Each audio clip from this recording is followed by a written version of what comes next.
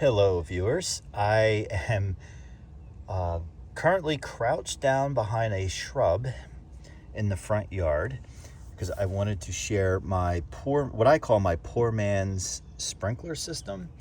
Because I don't have a underground sprinkler system, I resort to a couple timers, several hoses, and sprinklers.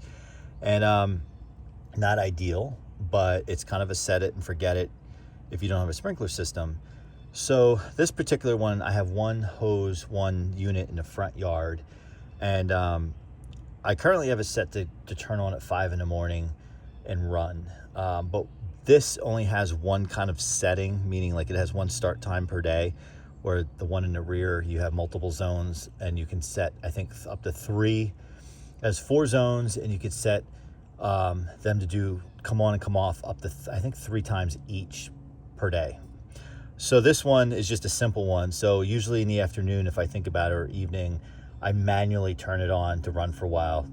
And what I've done is been able to keep my lawn, despite not being home most of the summer, whether it's vacation, business travel, or at the other locations, being able to keep the lawn green, which is great. I don't do it. Years ago when I was here, if I don't do it, the grass burns out. So we're going to turn this one on manually, and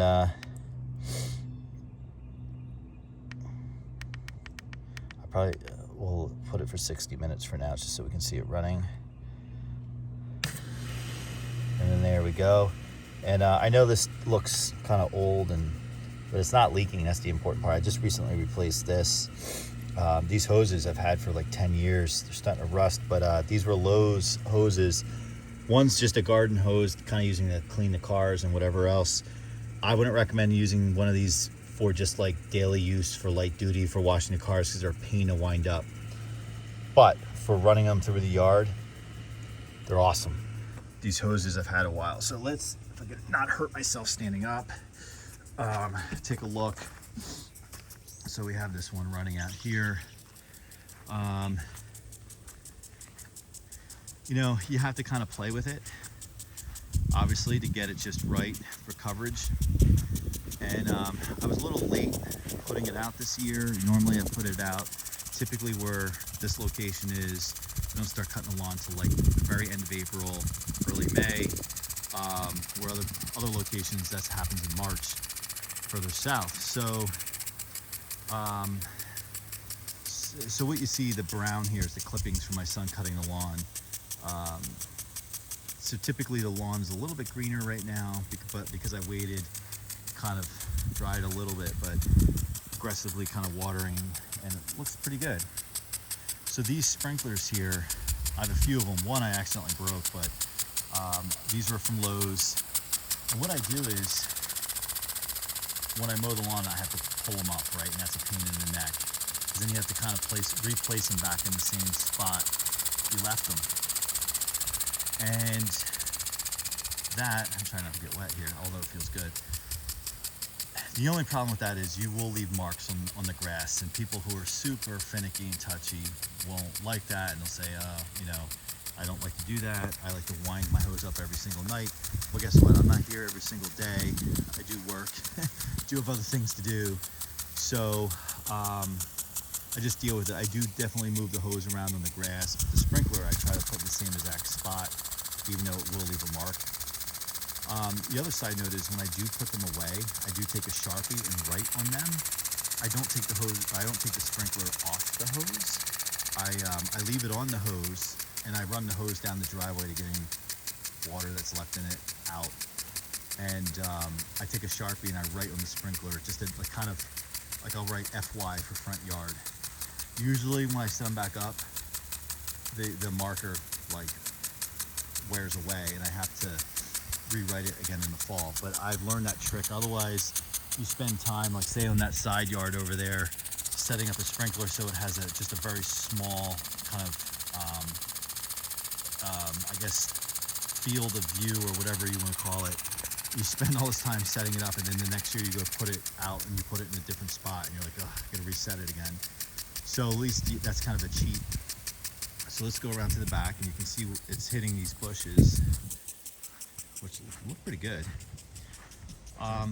So then I have 4 more in the back. So this one here, this was a cheap, you see that it was on. This is just a cheap guy here. This one here basically hits these and then hits where the front one doesn't hit, along the side of the house here. The reason why this is wet right now, it's 5 or so in the evening, and it's the end of June. I'm not sure when this video will actually go up, but I do have a delay, a backlog of videos to get up. But I do have the back set up to go on twice a day, starting at 5 in the morning. Each zone goes for 30 minutes, and then it comes back on at 3 in the afternoon. Each zone 30 minutes. Whereas that comes on, if I'm not home, it will come on once a day for an hour. And that seems to kind of be the magic, not overwatering, but just right. So I got this hose, and let's just take you back.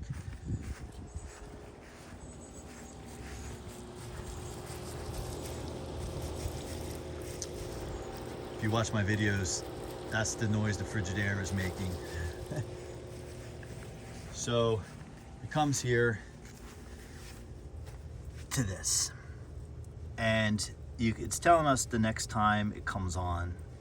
Now the problem is, I think this is failing because technically, well, it's telling me zone 3. So it's telling me I have 3 zones, but you can see 4 hoses connected. 4th hose is the side of the yard, and you can tell it's done because there's usually a little faucet icon that comes out dripping.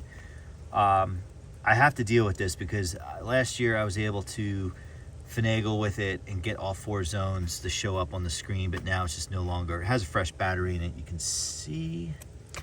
So I also added that short little hose because this used to connect directly there, and it would be at an angle, and it eventually put pressure on this, and this started leaking like crazy, and it was no good. But I'm not happy with this because I bought this a couple years ago, and it's already acting oddly. So that's the next thing to deal with, but I just wanted to show. So really the first zone goes back here. And if anyone has any tricks in it and they've used that brand or they've had a problem with it, I would like to hear about it. Maybe there's a trick to get it to work for all 4 zones. Is it the opening in the actual faucet? So for example, the 4th zone is not showing up. Is it because it won't open and close? I know sometimes the other zones, why it realizes that they're there and the water turns on, but nothing's coming out of the sprinkler. Yes, I've checked for kinks. I wonder if something is, again, clogging it or keeping it from opening and closing. I don't know if it's possible to spray, say, WD-40 up in there and the mechanism's getting stuck. If it's repairable, I'll fix it. If not, I'll go buy another one, but I won't buy the same one again. So we have that.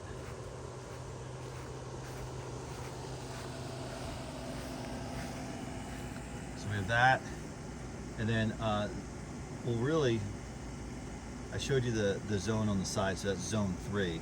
So zone 2 and 4, we can kind of follow them together. So the hoses, I have a 100-foot hose that goes way over to the side yard, and it's attached to another 50-foot. And then I have, I think it's like a 70 or 75 going here. The fun thing about this little sprinkler, I think I got it in like a bin at like a hardware store somewhere 10 years ago for like $1 or 99 cents. And it no longer has the ability to like go around and then stop and come back. It just goes 360, which is great because it just basically hits all of this. It was 99 cents, pretty cool. Yeah, it hits all of this. It does a good job, but this grass isn't wet, so that means it didn't come on. And that's one of the zones it sees, but it just didn't. So then the final zone, that 100-foot hose I was talking about, comes around the deck, goes behind the shed, and then comes out from the other side of the shed on the side driveway here, and then up. And some of you are watching like, oh, that's your problem because you're going uphill. This is not a steep hill, and it's worked fine for years doing it this way. So I don't understand why it just doesn't recognize this zone. So then it connects to the other hose, and then we have this one here, which just hits this, like the side yard here on the other side of the driveway. So we're back in the front yard again, and it keeps all this green, keeps all that growing. So that is my poor man's sprinkler. And what do you guys do? Again, the only truly annoying thing, aside from it not working, is when you go to mow the lawn, you have to like wind up everything. It takes a few minutes to wind it up and put it back when you're done. And mowing this lawn right now, mainly my son mows it.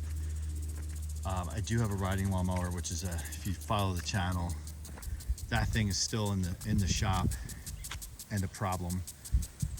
So thanks for watching. We'll see you on the next one. And any comments or ideas, love to hear it. Make sure you like and subscribe.